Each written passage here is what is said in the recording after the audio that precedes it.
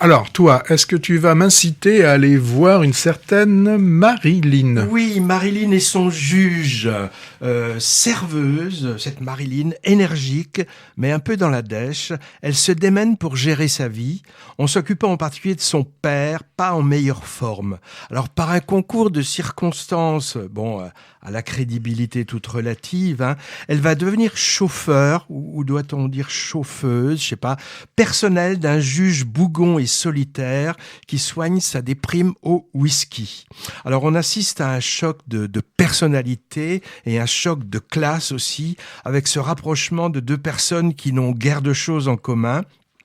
Alors, c'est un scénario assez classique où on nous montre l'apprivoisement d'un lapin par une carpe ou vice-versa.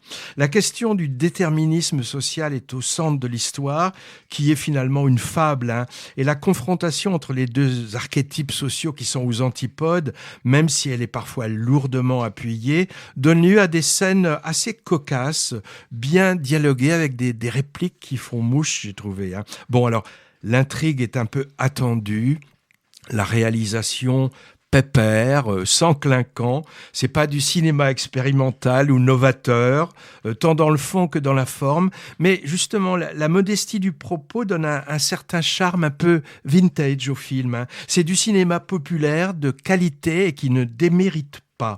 Alors le film repose en grande partie sur la complicité évidente entre les deux interprètes principaux. D'abord, Louane, la jeune chanteuse de variété, la découverte au cinéma dans la famille Bélier. Son nom complet, c'est Louane Emera. Elle a vraiment de l'abattage, mais sans en faire trop, en jeune femme peu éduquée à la vie précaire, mais optimiste et volontaire.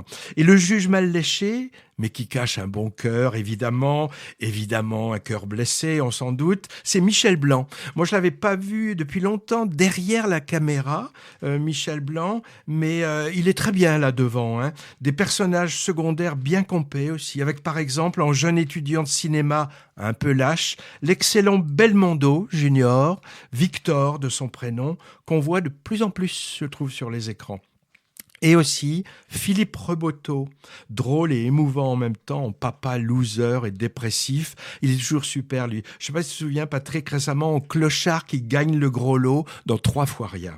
Alors l'histoire est adaptée d'un roman à succès par le réalisateur qui s'appelle Jean-Pierre Améris.